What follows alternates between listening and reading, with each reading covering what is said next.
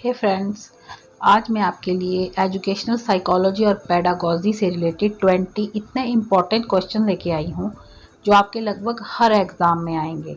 तो चलिए स्टार्ट करते हैं। हमारा पहला प्रश्न है, प्रथम मनोविज्ञान प्रयोगशाला की स्थापना किसने की थी? जो पहली मनोविज्ञान की जो प्रयोगशाला थी उसकी स्थापना किसने की थी? कैटल ने, वाटसन ने, वुंट ने, गॉल्टन ने। इसका जो सही उत्तर है फ्रेंड्स वो है वुंट ने। किसने की थी? वुंट ने की थी। आपने याद रखना है। हमारा दूसरा प्रश्न है, मनोविज्ञान प्रारंभ में किस विषय का अंग था? जो साइकोलॉजी था वो सबसे पहले किस विषय का जो था अंग था? दर्शन शास्त्र का, नीति शास्त्र का, तर्क शास्त्र का या भौतिकी का?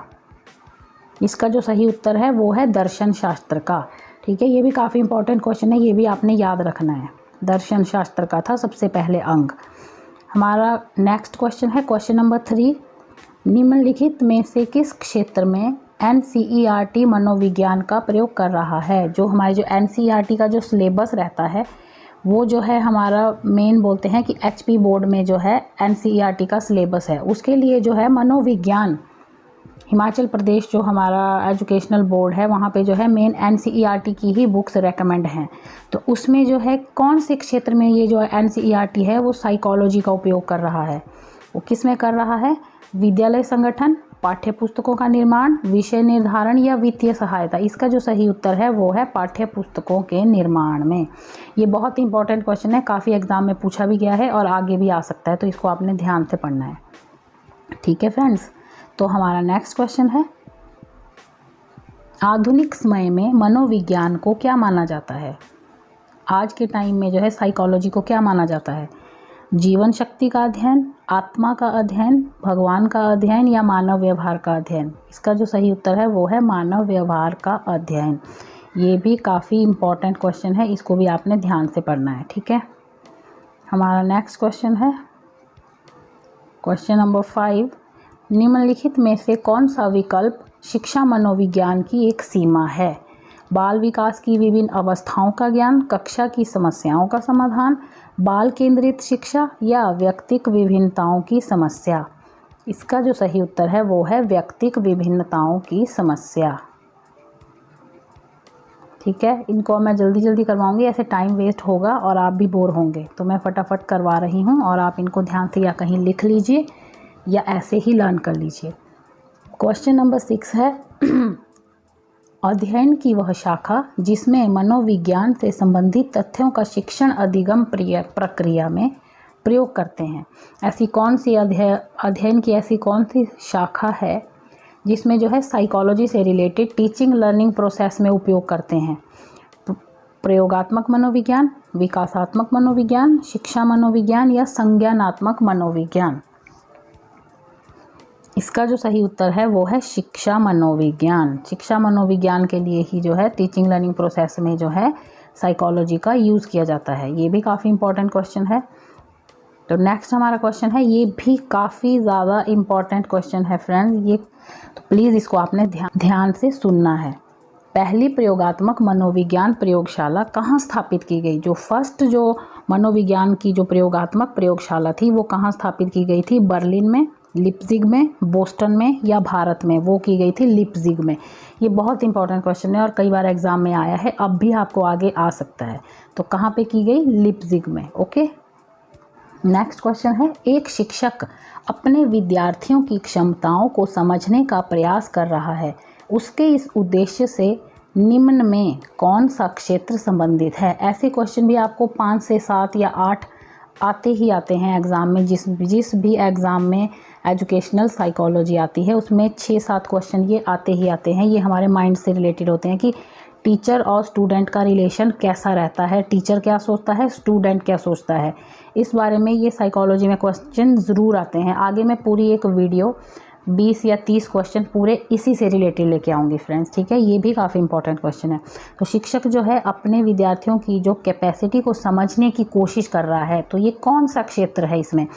शैक्षिक समाजशास्त्र, माध्यम मनोविज्ञान, सामाजिक दर्शन या शैक्षिक मनोविज्ञान? तो इसका जो सही उत्तर है वो है शैक्षिक मनोविज्ञान। ठीक है फ्रेंड, इसका जो सही उत्तर रहेगा वो रहेगा शैक्षिक मनोविज्ञान। ठीक है, काफ़ी इंपॉर्टेंट क्वेश्चन था ये। अब हमारा नेक्स्ट क्वेश्चन है, शिक्षा मनोविज्ञान शिक्षा का विज्ञान है, वह परिभाषा किसके द्वारा दी गई है? B.F. Skinner, crow and crow, R.B. Cattle, E.A. पील। इसका जो सही उत्तर है वो है E.A. पील। E.A. पील के द्वारा जो है दी गई है। क्वेश्चन बस आप ध्यान से देखते जाइए। नेक्स्ट हमारा क्वेश्चन है, ये भी काफ़ी इंपॉर्टेंट है। व्यवहारवाद के प्रतिपादक माने जाते हैं W. जेम्स, थॉर्नडाइक, वॉटसन या वुंट? इसका सही उत्तर है वुंट। हमारा नेक्स्ट क्वेश्चन ये रहा, किसने कहा मनोविज्ञान मानव प्रकृति का अध्ययन है? किसने कहा था ये? बोरिंग ने कहा था, T.P. नन ने कहा, वाटसन ने कहा या वुडवर्थ ने कहा? तो ये किसने कहा था? ये कहा था बोरिंग ने कि मनोविज्ञान मानव प्रकृति का अध्ययन है। ये भी काफ़ी इंपॉर्टेंट क्वेश्चन है। एक्चुअली ये सारे ही क्वेश्चन मैं इंपॉर्टेंट ही लेके आई हूँ आपके लिए, तो इनको आपने ध्यान से पढ़ना है। अब ये नेक्स्ट क्वेश्चन देखिए फ्रेंड्स, ये भी बहुत इंपॉर्टेंट क्वेश्चन होने वाला है आपका, बहुत ज़्यादा इंपॉर्टेंट है। मानव स्वतंत्र रूप से पैदा हुआ है लेकिन सब तरफ से जंजीरों से जकड़ा हुआ है, ये कथन किसने दिया था? ये कथन जो है किसने दिया था कि मानव हुआ तो पूरा स्वतंत्र रूप से पैदा है लेकिन फिर भी हर तरफ से जंजीरों से ही जकड़ा हुआ है? तो ये किसने दिया था? इब्राहिम मास्लो ने, जीन जैक्स रूसो ने, जॉन डीवी ने? ये कथन जो दिया था फ्रेंड्स वो दिया था जीन जैक्स रूसो ने। तो ये भी बहुत इंपॉर्टेंट क्वेश्चन है, इसको आप ध्यान रखना, ऐसे याद रहेगा, थोड़ा कहानी की तरह इसको आप याद रखेंगे तो।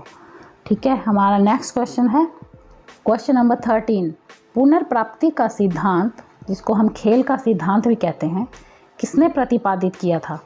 सिलर के द्वारा प्रतिपादित किया गया, ताजा रूश के द्वारा प्रतिपादित किया गया, स्टेनली के द्वारा या नन के द्वारा? ये जो है किसके द्वारा प्रतिपादित किया गया था? ये प्रतिपादित किया गया था स्टेनली के द्वारा।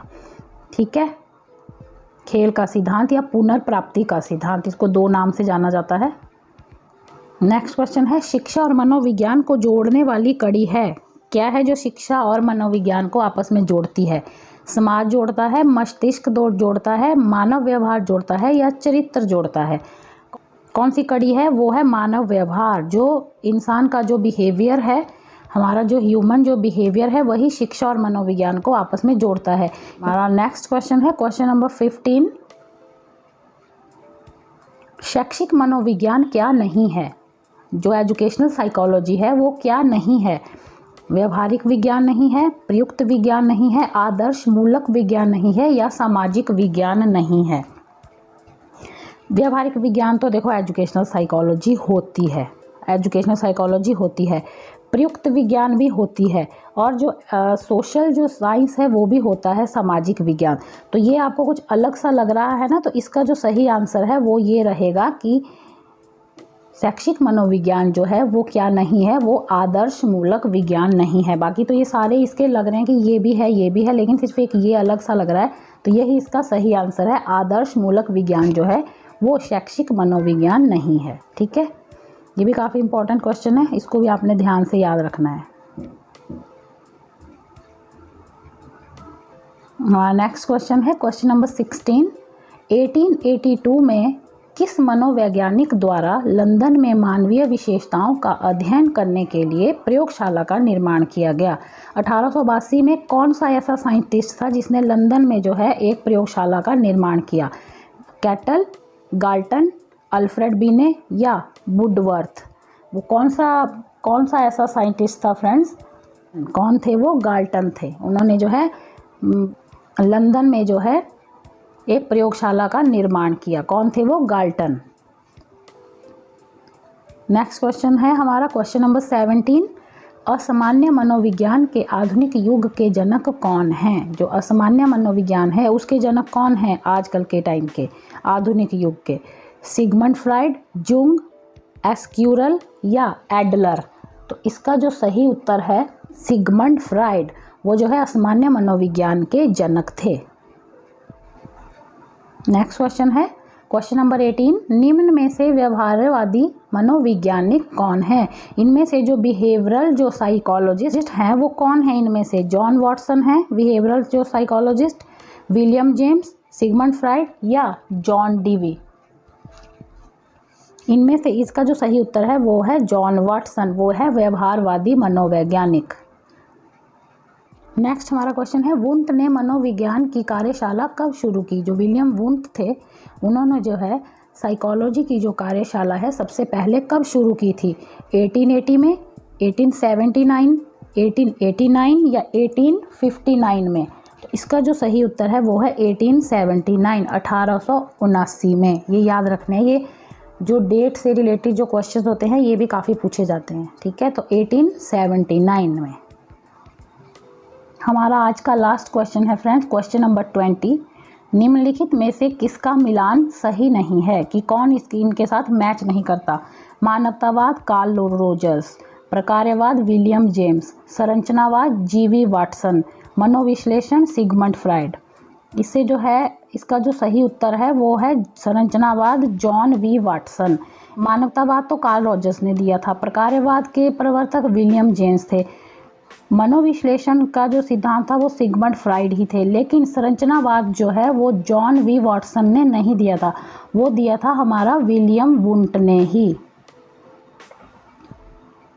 ठीक है फ्रेंड, इसका जो सही उत्तर था वो था विलियम वुंट। तो यहाँ पे ये गलत है, संरचनावाद का सिद्धांत जॉन वी वाटसन ने नहीं दिया है, तो ये मिलान जो है सही नहीं है। ठीक है, ये भी याद रखना है कि संरचनावाद का सिद्धांत जो है विलियम वुंट ने ही दिया था। ठीक है फ्रेंड्स, तो आज का ये वीडियो बस यहीं पे ख़त्म करती हूँ। अगर आपको ऐसे ही साइकोलॉजी से या और किसी सब्जेक्ट से रिलेटेड वीडियोस चाहिए होंगे तो प्लीज़ मुझे कमेंट सेक्शन में ज़रूर बताना। और अगर आपको मेरी वीडियो अच्छी लगी होगी तो प्लीज़ मेरे चैनल को लाइक कीजिए, सब्सक्राइब कीजिए और ज़्यादा से ज़्यादा शेयर कीजिए।